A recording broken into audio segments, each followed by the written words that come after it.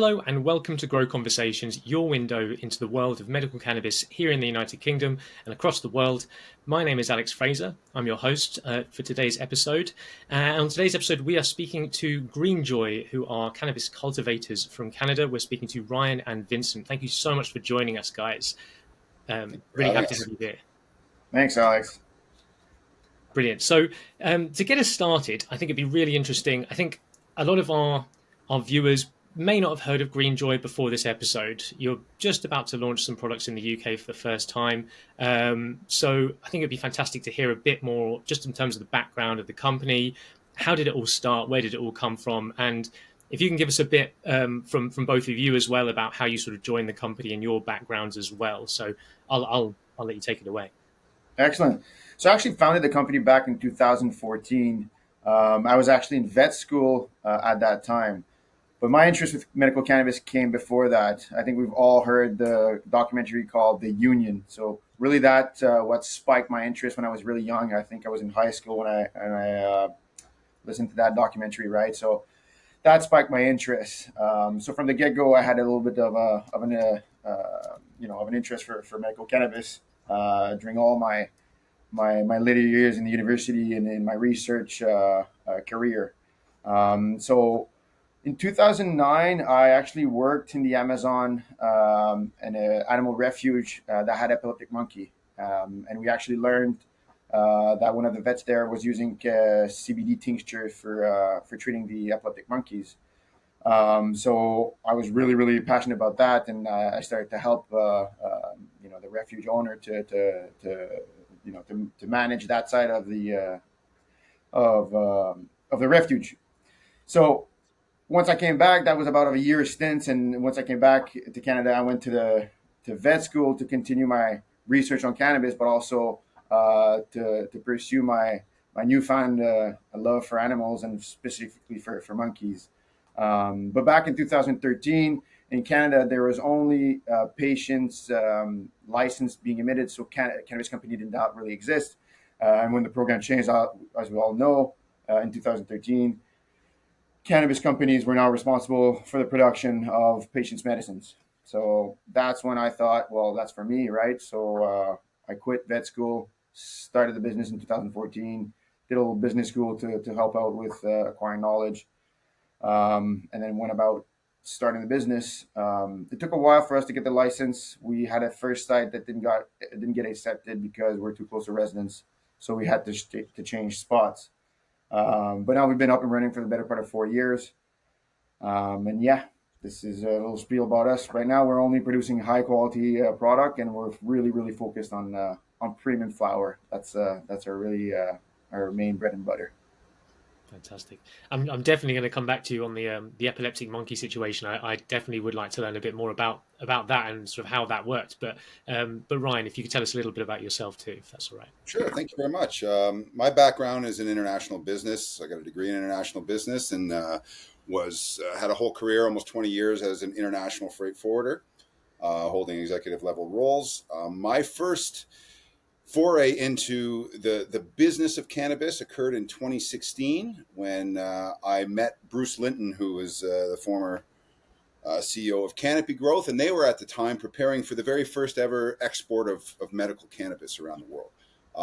So I was hired by that company as the forwarder and essentially was tasked with structuring that with all of the participating parties, from the airlines to the customs officials on both sides of the country, to the organizations involved. And given it was the first time that this commodity actually legally moved around the world, it was an extensive ramp up in order to facilitate that. Really fun time, exciting. So was able to execute on that. On the heels of that, a second export occurred. This time it was live plants going into Australia. Again, from the outside as a service provider, I helped structure all of that. I became so passionate about it, and I didn't really want to do the other things I was doing as that job. So I ended up joining full-time into the cannabis space with Canopy at the time and helped them take their products into a total of 18 countries over that time. I'd known Vincent for many years and was watching closely as he was going through the process of procuring the license. As that was just about to happen in 2020, I left Canopy and joined GreenJoy, and the rest is history. Brilliant, brilliant. Yeah. So, I mean, if you wouldn't mind, tell us a little bit more about GreenJoy. What does the name GreenJoy mean? What does that sort of represent in terms of the company's values and missions? Yeah, exactly. To me, that is what it means. It's really about our values, and our primary values are integrity, quality, and fun. And these weren't things that were just picked out of the air because they sound great. It's because that's really how we run, operate this business. It's all about those three things: doing the right thing, even when no one's watching, right? That's what integrity is about. So, we care about the products that we produce, we care about the people that we work with, and we do the right thing right from the get-go. And this was important at the beginning because at that time, cannabis was starting to obtain a bit of a bad reputation because of many of reasons, inexperienced players, decisions being made for the wrong reasons and whatnot. So we thought integrity is actually a key component of what we do and how we do it. So we included it into our core values. Quality in everything we do and how we operate and how we roll. It is part and parcel of what GreenJoy is all about. It is the distinguishing feature. We participate in that premium segment, and so quality it occurs in every little step along the way. It's not something that you add on at the end, and we understand that from the get-go. And having fun, it's what it's all about. We're here, all day, every day, a lot of times on weekends, and it's not worth it if we're not having a good time. And given the game that we're playing here, fun in terms of fun for the team and a fun operation, but also about spreading joy around the world. So GreenJoy is about that. It's about spreading that fun and the love for cannabis. I love that. Yeah, I appreciate the fun side of it. I think when you get involved in the cannabis industry, it's a sort of all or nothing. That's how I've experienced anyway, and I think a lot of my colleagues would agree, and the people that we work with here, it's that you have to be passionate about this. You have to be all in, and you're going to spend a lot of your life talking about cannabis, sort of living this industry. If you don't love it, if you don't find it fun, then it's probably not going to last. Absolutely, and it's not for the faint of heart. It's a hard industry to be in. But once you've made it and you've got the win in your sail, then it's all about fun. So, I mean, it's obviously fantastic to hear about the sort of the intentions that you're coming to this market with as GreenJoy. Be really interesting to understand sort of what you feel makes you stand out. I mean, there's a lot of people growing cannabis in the world. There's a lot of people growing cannabis in Canada for international markets. What sets you guys apart? I think it's honestly like a package of things. There's not one thing that we can pinpoint, but really what we provide is really a willingness to never compromise on anything that we do, right? So anything that we provide either to our consumers in terms of product, but also to our distributors in terms of service to better organize orders and order fulfillment, and also on the production side with their employees to surround them and to support them with anything they need. So we find that that's what makes us really different, or not different, but we've succeeded at making something great because we're able to be good at all these key things, and we never compromise on one of them to better one's personal position. Hmm. So that's my I think that's a great point. And if I could build on that, Vince, at the beginning, and this is not new news, but at the beginning, there was this big amount of growth and expansion that was happening in the Canadian market. A lot of that was based on the fallacy of the size of the market, right? And it was like this build it and they will come mentality became the front and center sort of way of doing business for cannabis companies. And it just doesn't work. It was BS. Companies grow and become successful and are able to provide, quality products to their consumers and to their customers by following, sound business principles that allow you to leverage your position in a way that, that resonates with people. What happened was this industry was just a race to who can build the most square footage without ever considering the end consumer, without ever considering the want of that customer and those consumers. So it was flipped on its head, and there was no value creation in that. It was just a temporary, build of the company's value based on what they might be able to sell because they're building some square footage. And we just saw this as insane. And at the time, to be honest, at the time, everybody was going in that route. It was just like, no, build it and they will come, build and they will come. And we had to stand ground and say, no, this is not us. We're starting small. We're going to grow organically. We're going to grow based on, true deriving first demand and then supplying that, and not the other way around. And we held true to that. And in the early years, like I said, when everybody was doing that, it was a challenge to hold your ground. But we did. And today, it's made all the difference. Today, it's bearing fruit. And we're enjoying that a lot more. And what else that allowed us to do is never to be desperate. So all of a sudden, these people build it, they will come, upfront cost, spend all their money on this stuff, no sales, they're desperate. They have to sell everything. That integrity question comes into play. The level of quality is likely not there. It's just desperation. There's a mismatch between actual demand and what you have to supply. So without having fallen victim to all that, we were able to keep the focus, to start small, build and grow based on true demand and serving the customers that we've established. And the rest, it grows from there. Yeah. It's interesting because when I'm speaking to sort of Canadian, particularly the producers, the entrepreneurs that are involved there, is exactly what you described. That sort of that bubble moment, I guess, was around 2017, 2016. There's like a huge amount of hype, that build it and they will come sort of mentality, and then I don't want to say the bubbles burst or that I don't want to be catastrophizing unnecessarily, but it certainly feels like that attitude has sort of faded, and the realists have sort of come what's the word, onto the field, and yeah, I mean, it's refreshing to hear that wasn't the sort of direction that you took, that this was very step by step, logical, sensible growth in the market. And I think that'll be reassuring, I'm sure, to your shareholders, but I think it's also going to be reassuring to the patients who are relying on your medicines and products. So I think that's fantastic to hear. I'd like to talk a bit just about Canada. I know that for you guys, it's probably a big part of your life, your world. You're probably not thinking of it distinctly to other countries and other places in terms of production. But from a UK point of view, we have a lot of products from Portugal. We have a lot of products coming from places like Macedonia. We've got some from Australia, with South Africa. Like all over the world, there are pockets, I suppose. There are countries all over the place that are producing for our market. But Canada does seem to be, in terms of just the number of producers that are entering the UK, but also in terms of the quality of the product, quality of the offering that's being given, just seems to be, I don't want to say higher, like the best. There are some fantastic growers and producers. I don't want to discount them from all over the world, but there just seems to be that a focus in Canada in terms of the quality and the reliability and the sort of scale of the industry. What do you think's led to Canada being sort of number one in the world on medical cannabis, on cannabis? And would you agree with that, I suppose?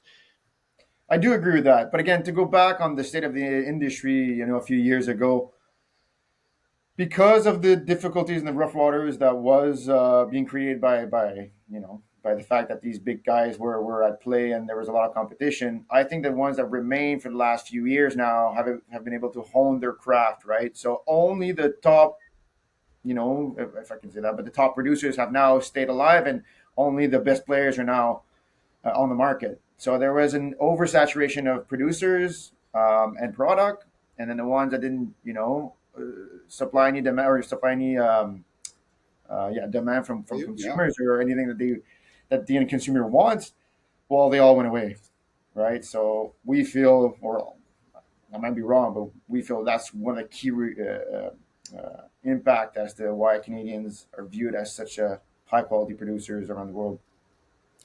I also feel there's something in the water here, to be honest. And pun intended, the cost, if you look at producing good quality cannabis, what does it take? It takes electricity, it takes water, and it takes people, right? In addition to, the secret sauces and the methods and all of that. But those three things, the electricity, the water, and the people, are expensive. They're expensive inputs. And Canada has a competitive advantage globally in all three of those areas. We have some of the low, especially here in Quebec where we live, and where our production facilities are, one of the lowest costs for top quality water, anywhere in the world, especially in the developed world.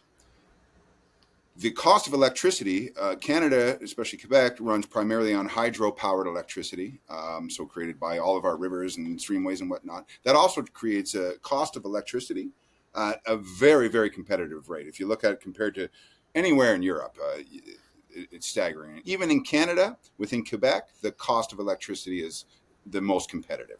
So those two features alone create a huge advantage for a Canadian player versus anywhere else. And then the cost of labor, that too, relative to the European communities and other areas, you get a quality of worker that is educated, that is trained, that is exposed and passionate about cannabis. To Vince's point, we've been doing it for a while here, so we have a level of expertise that again drives to that competitive position. So you put those three things together, immediately, even a lower cost or a lower quality producer here, right, will have a quality that may be difficult for others to compare against given the cost of their inputs. So we have a huge cost advantage, we have a quality advantage, and I think that's one of the primary drivers that distinguish Canadian cannabis. That's fascinating. No, I didn't quite heard it put so succinctly in terms of the water, the electricity, and the people themselves, of course. On that last point, I suppose the people.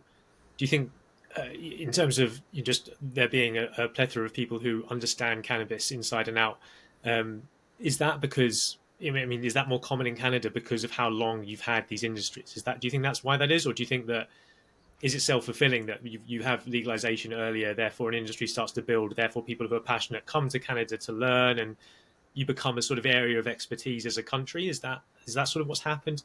I'd say that you get the opposite almost here in the UK, where I think a lot of those who are passionate about cannabis, they'll move to Spain or Portugal or another country where they can get involved in an industry. And a few of us, like me, who's still struggling to build this medical cannabis space here in the UK, we're stuck here. But those who are still passionate about growing, they'll often go off to. I suppose, what's the question? The question, I suppose, is Canada this sort of hub for expertise in I think cannabis? so. I think it does have a big impact. We need to remember that the medical program in Canada has started in 2001. So we've been at it for 23 years. So yes, commercially in 2013 the program switched, but before that, all of us producers could have license to produce under the old ACMPR program or MMAR. I can't even remember the name of the program. But anyways, what that meant was that we could grow legally here for patients that was under our umbrella, which made it a little safe haven for us growers to operate under. So there was no reason for us to leave. And also with the U.S. as being our neighbor, there's always some kind of exchange of genetics if we're talking seeds. So we do have that advantage too, to be able to bring the best from there, and then hone our skills and our expertise in a legal setting. So all those components, I think, Yeah, made it's a it good point. favorable for us. I often sort of ignore the US just because you'll be aware the export and import laws mean they can't really Yep. interact with international markets. So, but yeah, obviously from a Canadian point of view, you can't ignore the US. They're right there on your doorstep, and there's obviously a huge amount of expertise places like California, and there's obviously that trade back and forth, I'm sure. So it's fascinating to understand. Um, but yeah, I'd like to go back a little bit, if it's all right, Vincent, and ask you about these chimpanzees, because it's going around in my brain. Like I'm not going to Yeah. get a chance otherwise to cut in and ask these questions. Not Um, chimps, not chimps. Just to clarify. So I well, so was in Bolivia. So I was in the Amazon. There's no chimps in the Amazon. So oh yeah, it was mostly monkeys. And the one with the hmm epilepsy, it was funny because they were squirrel monkeys. I don't know if you know squirrel monkeys, but they're really small and they're so agile. And in Bolivia, there's a law where you can't have monkeys in cages or in your what's that in Captivity. English? What's the word captivity, for just yeah, in generally. captivity? Excuse my French.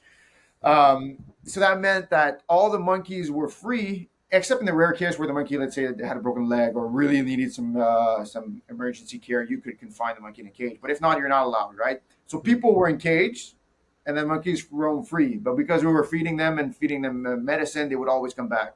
But squirrel monkeys are so difficult to manage because they're so small and so agile. The only really time we could catch them was when they had an epileptic seizure and then they would fall. And okay, great, it's sad, but at the same time, okay, great, now it's your time to be able to treat them, which made it also really hard for us to track treatments and do like a real methodical research on epilepsy with monkeys because of that fact.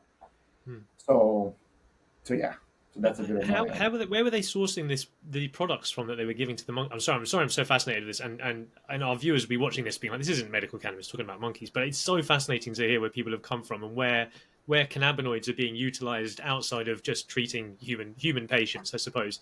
And it is medical. We're talking about epilepsy, so. Where were these products coming from that were treating the monkeys with? How did that So work? we're in Bolivia, You know, right? on the It's a Amazon. third world country. It's pretty poor, right? So there were these hemp fields, right?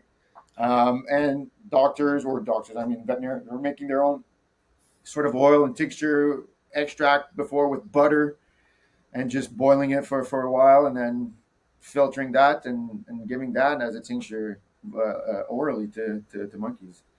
And it was And helping them. honestly, I can't speak for the results because it wasn't beyond a reasonable doubt that there was an impact, but anecdotally it looked like it helped a lot. So I did that And you for a certainly year, need to and get it then in humans, don't they we? probably continued. I kept in touch with the local refuge, but I'm not sure what came of it as of today. I'd love to know. Maybe that's something we can look into and we'll do That's one of definitely those. my passion, though. That's how I started the company, right? And the end goal for this enterprise for us is to really go back to my roots. And I would like to, or we would like to start refuges in all three parts of the world where there's the most need for support. Okay, so one is in the Amazon for monkeys, one is in Africa for chimpanzees, and one is in Indonesia for orangutans. So if everything worked out in my perfect life, there would be three refugees that would be sponsored by GreenJoy. Fantastic. Well, I really hope that works out. I think it's honourable work. I'm all for animal conservation and improving health of these animals. So I think it's really important work and amazing that it's led you on this journey to running a cultivation facility to treat humans and certainly maybe it's not come full circle yet, but you're a good long way around that loop. It would Yeah, appear. So it's just so fascinating to me what people's background is and what leads them into this space. Um, and I've just never heard of treating monkeys with CBD before. But why wouldn't it work? It works for humans. Why wouldn't that be something that you would look at? But back to business. Sorry, it's just so interesting to me. Let's talk a little bit about what's GreenJoy been up to for the last few years. What are your biggest successes so far with the company? Would you guys say? honestly, I know it's going to sound businessy, but it's to be able to say that we've succeeded to bring success to the business financially, because that derails into all the other aspect of the business. What I mean by that is that we've been able to create an environment now, or a community, a sense of community for all the employees to feel like they're part of the family of GreenJoy. If you walk around here, I'm telling you, you would feel it here. It's bustling with motivation. You know, you can feel that in a product at the end of the day because we never compromise. And yeah, it's really, really gratifying to see just from an external view how employees are reacting and working their everyday job and how motivated they are and how passionate they are about their environment. For me, that's for sure what's the most biggest part of success, or the biggest achievement that we were able to achieve. No, that's brilliant. I think having a team around you that cares about what you're doing is essential, isn't it? And if I can push you to talk about some negatives, perhaps less businessy question, difficult question, I suppose. But like, what's the biggest problem, biggest error, biggest mistake that you guys think you've made so far, and how did you overcome that? To obviously you're in a great place now, but what's been the biggest challenge? So business wise, again, it was really hard initially to make the plans and started to start from scratch to implement a natural environment and an indoor environment, and then work with engineers that had never worked on these kind of sites. And now it's not a black market, right? So you go in the normal route of process with building plans and with municipality approving the plans. We found that there was a really can't I don't really know the words for that. But there's a big difference in, or discrepancy between the way growers thought and engineers thought, and then when the engineers made their calculation, it didn't They didn't take everything in consideration. And then once you get on the ground, there's a bunch of mistakes being made, and then you have to retrofit. So that was the challenge early on, and honestly, that kept us at night for a better part of a year.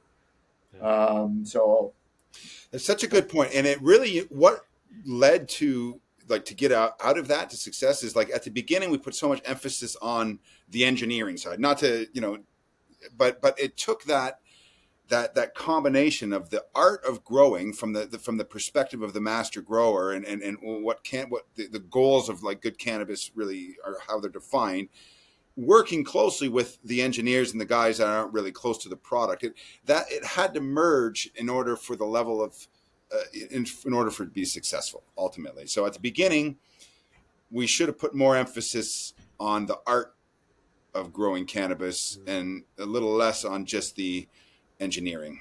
Sure. I mean, so I suppose I spend a lot of my time talking to patients, the sort of end consumers here, and a lot of them will have, personal experience. They'll potentially have grown it themselves before it was legal, in order to supply themselves. And I guess the question they asked me, to pass on, I suppose, or to ask you guys is, when you're thinking about hiring, when you're thinking about building that team together, what's that balance like? You obviously you'll need people who understand cannabis and have that experience with the plant. What I always say as my answer is, look, it's be great. It's great that you have this experience, that you know how to grow cannabis, but it's a very different thing to growing a few plants in your back room or your garage to a room full of however 5,000 plants or whatever big these rooms are. And you'll need that expertise from elsewhere as well. It's not just about loving the plants and knowing the plants and that art of understanding it and growing it, whilst that is clearly important. How do you balance those two things? How do you balance that, when you're putting a team together, how do you balance the need for the cannabis expertise, but also the need for these other areas, the engineering expertise, the large scale cultivation expertise? Is it a 50-50 split? Is it, you just need that one guy who really understands the cannabis well and he's your master grower and everyone else is sort of outside of the bubble? Or how does that work at GreenJoy? So it's a really difficult question. Okay, so we keep saying this over and over here. Okay, it's never about who's right; it's about what's right, right? Okay, so you can't have all the expertise in the world, but as long as you're not closed-minded into hearing other people's opinion and be willing to learn, that's the key factor. We'll take that attitude over any kind of expertise. You're the top person in each your category or whatever before having a bad attitude. So yeah, that's my point of view. I agree For fully that. that too much ego doesn't drive success. And to your point too, Alex, there's a balance that needs to be had in order for it all to work. And to Vince's point, that balance comes as long as people are open and have the right approach and the right attitude towards the team. And you know what? This extends beyond just our immediate employees and our immediate team. We take this very seriously. This perspective and this view on how to work together collectively as a team, and it extends to our customers.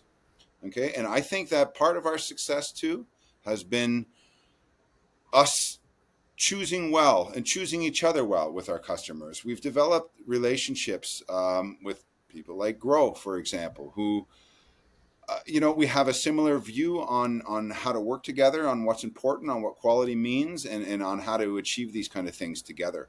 And it's not about who's right; it's about what's right. And if we can work together in that regard, great things are going to occur. And so we haven't gone out and just do business with everybody. Oh, you want to buy GreenJoy? Here you go. No, we took our time and we found the right partners and develop and foster those right relationships based on our core principles. And it's that mix that makes the difference.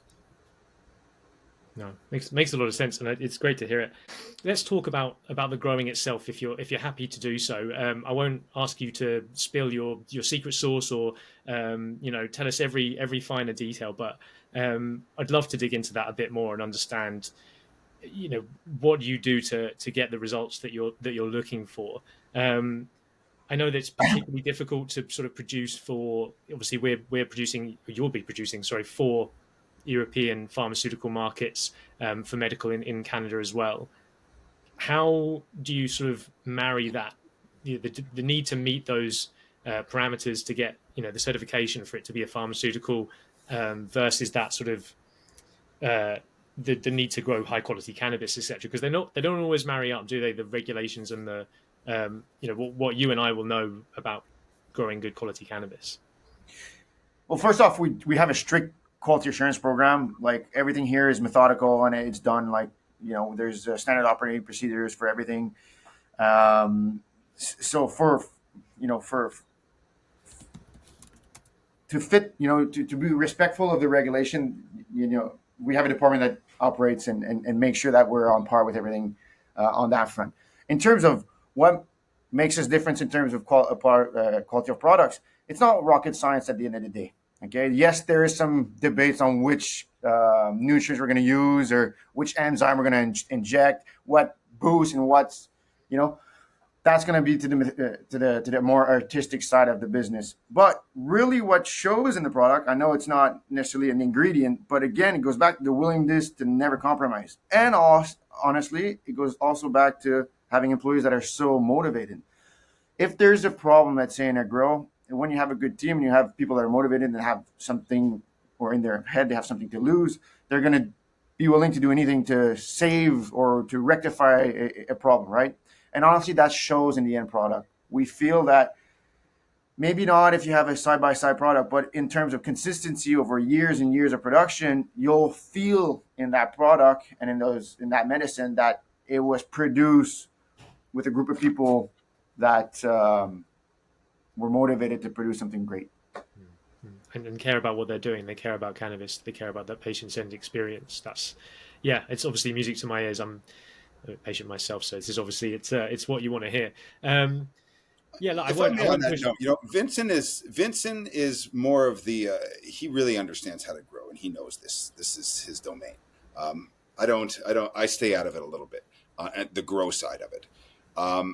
That being said, how I would view the answer to this question from less of a hands-on master grower perspective would be that genetics are key. We're going through hundreds and hundreds of trial grows and there's breeding programs where we're bringing new stuff in and testing it out all the time. And what makes it into a jar or makes it to our customers is literally one of hundreds of trials. So that trial and error piece of picking the right genetics to have something special is a big part of what we do. The people, I think Vince covered that. The passion of the people and the knowledge that they bring to the table and the consistency and all of that through the culture, that's another big part of it. So what are you growing? How are you growing it? Right. And then ultimately the secret sauce is those fine-tuned things that we might be able to do to really drive it. And again, we were never desperate, so we were able to take our time and figure things out in the right way. And I think you combine that all together, and then it creates I work a lot with the grow operation, right, and the producer. Brian is really on the tasting, and his palate is what brings value to the operation, because of the hundreds of samples. Brian is a fan of tasting. R&D. Got to do the R&D. Yeah. It's the best job in the company, I'm sure. It certainly would be for me. How do you choose then? Is it Ryan at the end of the day trying this, trying that, the other, and then saying, well, this meets the cut and this doesn't? Is that as simple as it is? I mean, how we'll categorize before we make any decision, right? It depends on what's the end goal, either ailments, either taste, right? But it's not necessarily only Ryan. There's a plethora of people that would taste or have different opinions or different taste. I guess you can't leave it up to one person, can you? I mean, that's it. Yeah, exactly. We all have our own preferences.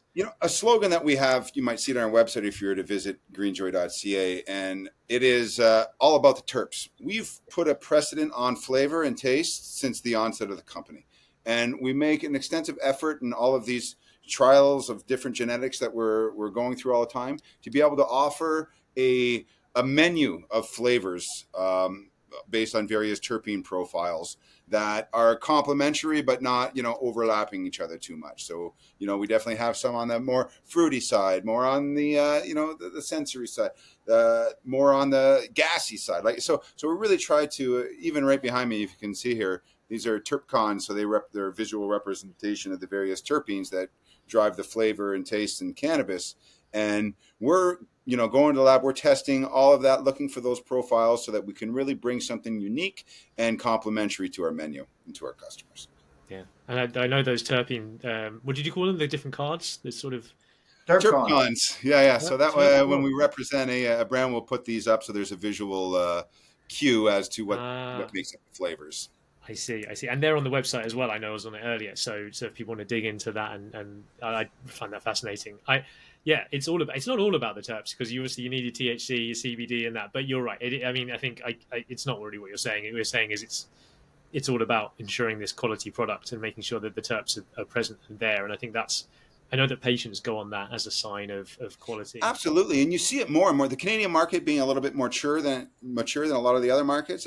You're seeing that. That's what we talked about, fun earlier too. That's what people are having fun with. That's what the more educated consumer is really looking for. That's the feedback we're getting anyway, and it's that it's breaking the seal on that jar or that bag, and really seeing what you get in terms of that sensory exposure and those profiles, and I just love that about cannabis.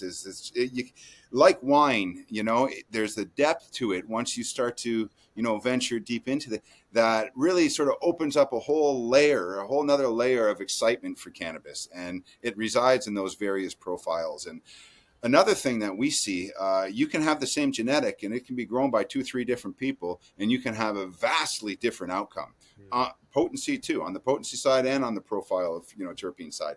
So how you grow and the methods you use and how you finish the product at the end, how you do your cure, all these kind of things are compiled into that end product, and it becomes really fun when you can really accentuate those flavors and profiles.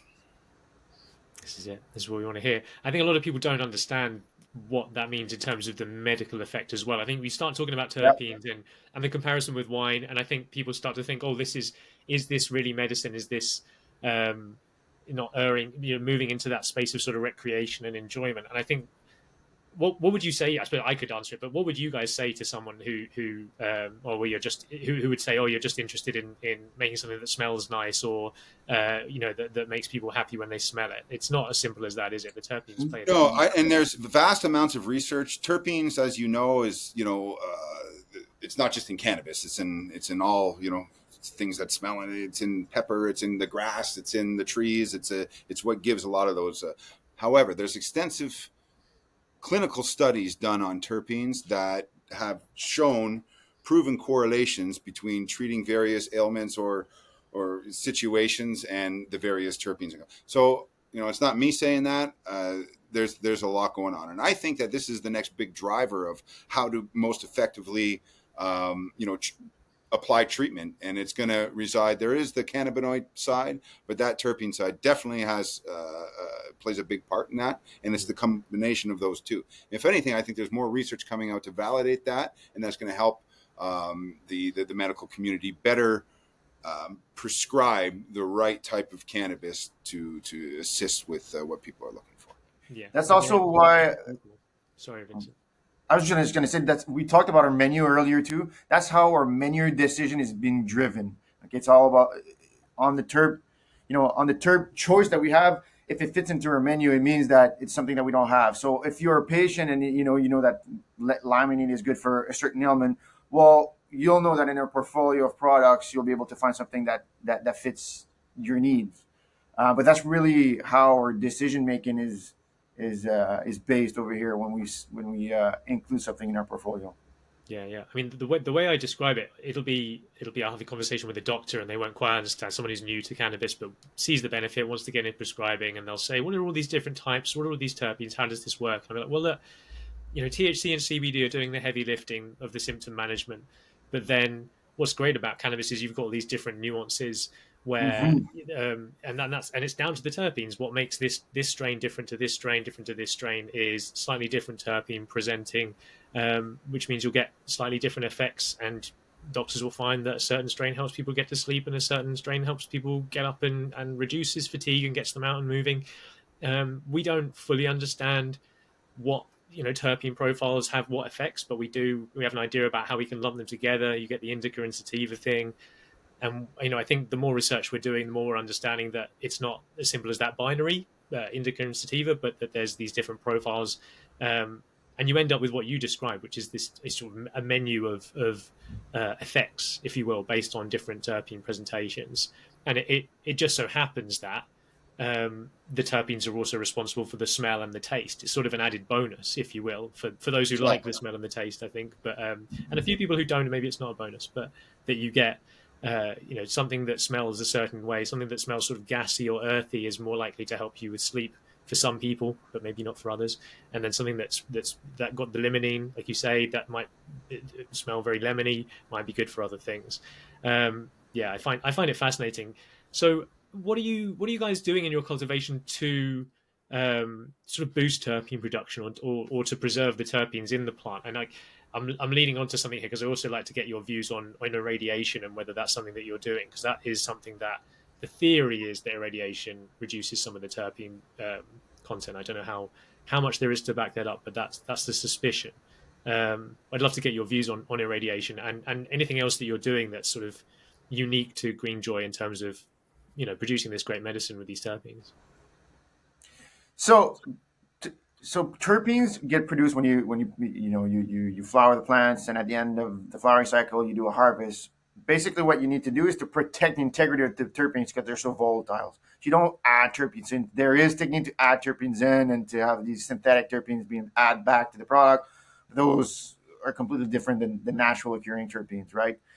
So the way you protect the integrity of those terpenes when you harvest is to have a slow dry process and a very cold process, right? So it's going to last 14 days at about 60 Fahrenheit, which is 16 or 15 degrees Celsius.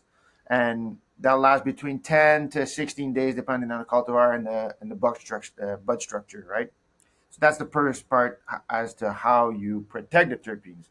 As to how you create them, well, that's in the the nutrients that you get them. But really, what it comes down to is the genetic in the cultivar and its genetic baggage that comes from his ancestors, right? So that's the first key dictators of which terpene will be in which product. But after that, it's really to protect the integrity of the terpenes. And then for irradiation into that subject, it's really dependent on which market the product is going to go in. Okay, because in the UK, there's some standards that are pretty strict in terms of microbial load in the products, where in Canada we have a way higher microbial load allowed, and even more in Germany. And then you look at Australia, it's even less. In Australia, it's actually a requirement to irradiate the product. Yeah, because they feel that's how you can protect, or you can have the safest product, which we don't really agree on. But that's how our decision in terms of irradiation is based. If a product meets specs in Australia and there's no detectable microbe, we still have to irradiate, unfortunately. It is our preference that we would never irradiate any product, but because of the regulation in these different jurisdictions, we just don't have the choice sometimes. There are there's definitely some studies out there to address the question of whether or not there's a degradation as a result of irradiation in terpenes and or in potency. And, a lot of people claim none. What we see is different technologies used for irradiation. There's one that's called E-beam. There's one called gamma ray, for example. There's some variation there too. So in the event that we must irradiate because it's required by the importing country or customer, in that case, we'll be sure to use the least intrusive or the one that causes the least amount of degradation of terpenes. But there is a slight amount, and it's less than 1% when you measure in and out. Another thing that we do is we are very methodical on our planning. So everything that we sell is already sold. We know so months in advance. So we're not growing something hoping to move it. People that do that, what happens is they have the weed that sits in their vault for 4 or 5 months and it becomes old. Terpenes are very volatile to light and time. Those are the things that will create that degradation. So we approach both those throughout our dry process. Again, Vincent mentioned cold, but also very dark. All of our packaging is opaque so that there's no light penetration, and there is no time between harvest and cure, dry packaging, and it's out. It's out like the next week. It's not sitting here for 2 months waiting to just degrade. So timing of everything, making sure you get good fresh cannabis, that's going to ensure the highest terpene levels and maintain those levels of integrity. Yeah, I think that's it's fascinating that you pinpoint the time scales, because actually that's my own personal theory, is that I think people who are used to using cannabis in from illegal sources here in the UK, or perhaps they've traveled to places like Amsterdam, Spain, California, and they've tried legal recreational products there, and they'll say, "Oh, it's not quite as terpy. It's not quite as the smell isn't quite as strong or as there as it would be." When they get a prescription product, and they'll immediately say, "Well, it's because it's irradiated." And I think it's just because that's the only differentiator they can put their finger on and say, "Well, this is different. This is irradiated," whereas the other things I have weren't irradiated. But actually, I think it's probably more to do with that dryness and the amount of time it's been sat in a certain place or waited, Yeah, at an I airport to agree. come into the country, or whatever it is. So that's great to know. Think that you're sort of on that same wavelength and doing everything you can to. Well, you just like you say, you sort of sold it before you've grown it, so virtually no waiting time. Still got to fly over from Canada, of course. So that's, but what's that? 24 hours these days. So yeah, relatively fast. Yeah, I mean, use the word sort of technologies there. And I suppose irradiation would be one of those when it's required. What other technology are you guys using in your facility that might be interesting to our viewers? What's So we helping try to you? automate everything, okay, but there's a fine line between automation and artistic feel. We don't want to, again, overcompensate with one to the degradation of the other, right? So Mm. that's a fine line, and it's always going to be a fine line. But we try to integrate as much, possible tech that there is to our operation to facilitate either efficiencies or up the quality. Safeguards. Sorry. Safeguards as well, that's a big piece of it. So you can't be having your eyes on everything at all times, so we rely on technology where we set parameters of acceptable ranges from temperature to humidity to everything that we're playing with. And so if anything falls outside of those pre-programmed parameters, there's alarm bells that go off, and we're sure to be able to jump on it before things get out of control. Yeah, it's really important for us that part of that part, because literally we're investing millions into research and development programs that are methodical and they're science based, and then once in a while there's something that comes out of it as a new tech, and then we implement that, and we feel that there is always a net benefit to making those types of investments for sure. And in terms of the sort of nutrients and that delivery system, is there any tech involved in that, or is that something that I, I guess the question that, again, this is coming from those sort of experienced growers that I've been speaking to, and I've been asking them, what sort of questions would you ask these farmer grade cultivators? And I suppose the question is, how are you making sure that the nutrients that you're giving to each plant isn't this sort of uniform? You wouldn't feed everyone exactly the same, meals every day, would you? So is that something that you guys sort of niche into and dig into and work out? How does that work in a large scale facility? I suppose the question. Redundancies. So there's multiple checks at multiple stage at multiple times of the grow, right? So let's say there's the water that we test. Well, we don't just test it at the exit. We'll test at 10 different spots in the grow under 10 different plants to make sure that there's no variation, or it doesn't go outside of the accepted variance that we've set before, right? So all these redundancies make it that we're able to produce on a repeatable basis the types of product that we're able to supply the consumers with. Amazing. And then through our R&D program, before genetic, we were talking earlier about everything that we try out before what actually makes its way to the menu. Vincent runs an extensive R&D program on that, and part of that is testing out the different recipes, if you have, for nutrients based on the cultivar, and finding how to best produce that cultivar. And that definitely comes with experience. You see a lot of growers sometimes they don't have everything sold in advance. They don't have a plan, so they're just growing something new all the time. What happens then is you never really get to hone in on the particularities of the specific cultivars or genetics. And This is so important. So having that R&D program in the back where you fine tune things before it comes into mass production really gives you a head start, and then be able to produce that continuously over time because you've derived a demand for that specific cultivar allows you to drive continuous improvement into the process ongoing, which just, again, always just drives better results at the end. Just continual fine tuning, basically, as every possible moment. That's what I'm hearing. I mean, it's music to my ears. I'm very excited to see GreenJoy products hit the UK. Look, before we finish off, a few more sort of broader, forward-thinking questions. I'd love to know sort of what's next for GreenJoy. Where do you guys see the company 2, 3, 5 years down the line?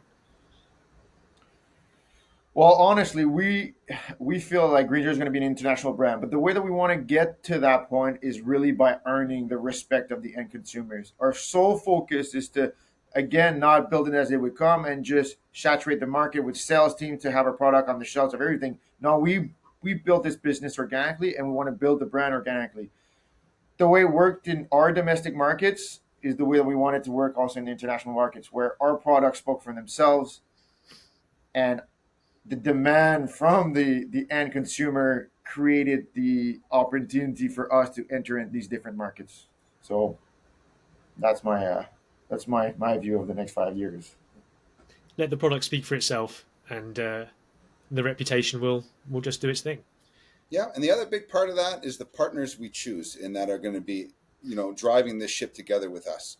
Having those right partners in play, okay, is going to, and then us supporting them with the products that we promise to deliver, and then being able to scale that. This is another area we see a lot of people that do it, those that started big and then they fall flat, those that go up and then they're unable to scale and they die out, right? So there's a calculated approach to this growth curve here. And in an international play, okay, it's a very complex, overall supply chain.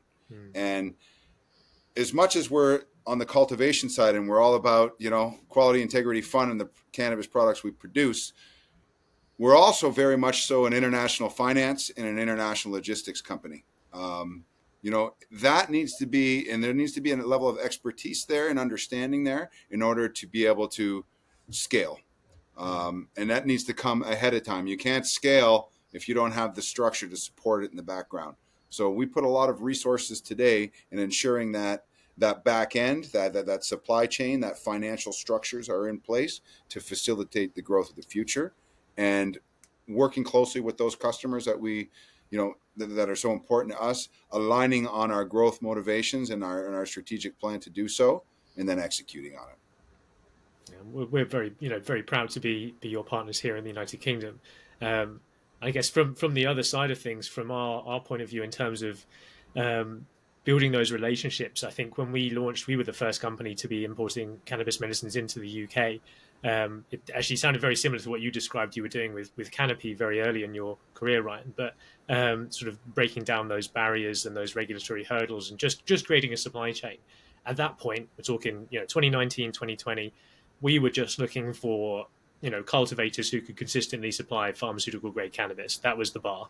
The bar was there, and we thought, well, yeah, if we can get one or two companies onto our, through our distribution networks into the UK, patients can start having some choice. We can start this industry rolling, and we sort of did that. This was around the time there must have been, a few thousand patients in the UK max. Now there's 50,000 patients in the UK. There's lots of brands. We're responsible for a lot of the brands that come into the UK. Basically, we're at a point now where, for want of a better term, we can be picky, which means we've been scouring the globe for the very, very best producers, the best cultivators that we can speak to that can produce cannabis to the regulations that we need for the UK. And you guys are very much at the top of that list. So we're incredibly proud to be working with you guys, and very excited to see the product hit the UK and to see that reputation kick off. Because I think, like I said at the beginning of the episode, I'm doubtful that many of the people watching this will have heard of GreenJoy before. I don't mean any disrespect by that. I think that's probably a symptom of what you described earlier, which is that not the build it and they will come mentality of just throwing the brand out there, but building that very naturally, cultivating that, piece by piece in a way that's sustainable and realistic. And I think that it's going to be fascinating to see the impact that has. And maybe we can jump on an episode, maybe a year down the line, 2 years down the line, and we'll reflect on this and see how the GreenJoy reputation in the UK has gone, and speak to sort of your growth internationally as a company. It's obviously very exciting for you guys, I'm sure. Um, if I can ask just one final question, what would you say to not just the patients, but I suppose the doctors, the general public in the UK, just those who are interested in medical cannabis from the GreenJoy perspective? What would be your sort of takeaway about the company? What would be the last thing you'd want them to remember about you guys? The grass is actually greener on this side. And there's more joy. There's lots of joy. There's lots of joy. Well, I can't wait to experience some of that joy ourselves here in the United Kingdom. We love a bit of joy. It might not come across in our cultural language or demeanor, but we do love it. And just want to say, obviously, thank you for sparing the time. I know you guys are incredibly busy doing what you do out there. So thank you so much for sitting down with us and telling us all about GreenJoy and everything you're up to. So I can thank you so much for joining us on the podcast, guys. Thank you so much, Salas. If you're in the neck of our woods, you're invited anytime. I will make it my job to find your neck of the woods and make my way over there just so I can come and visit. And it's the saddest thing, because I would love to have done this podcast like with you guys in the cultivation facility, looking around, looking at the plants. We could have done some lovely stuff. Maybe we'll do that next time. I'd love to come over and visit, and we can see it there in the flesh. That would be fantastic. Great. Well, thank you again. Thank you so much for joining us. And thank you everyone at home for watching another episode of Grow Conversations. Make sure you follow and like and subscribe and all those good things. And we'll see you next time. Thank you, Alex. Thank you, Alex.